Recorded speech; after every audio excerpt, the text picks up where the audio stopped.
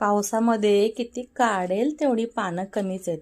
ही बघा, आज ही भरपूर सारी खालच्या साईडची पानं काढलेली आहेत. म्हणजे ही थोडीशी नाही का बारीक बारीक बारीक राहतात ना खाली, ती काढलेली आहेत. आणि त्यानंतर पुन्हा ह्याच्यामध्ये मोठी पानं आहेतच. हे बघा,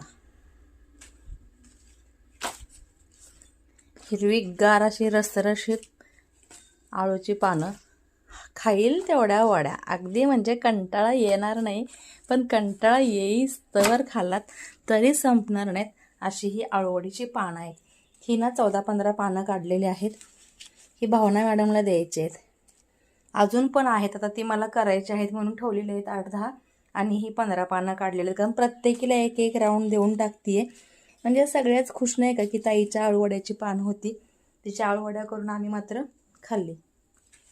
तर भरपूर अशी पानं आजसुद्धा निघालेली आहेत. अजूनसुद्धा भरपूर पानं तिथे आहेत, दाखवते तुम्हाला. चला,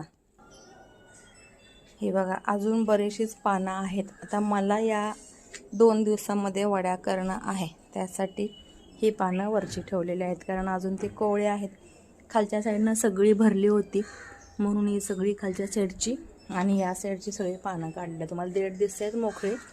हे बघा, ताजी ताजी पानं काढलेली, चिकसुद्धा आहे त्याला अजून. आणि ही जी आहे ती कोवळी आहेत.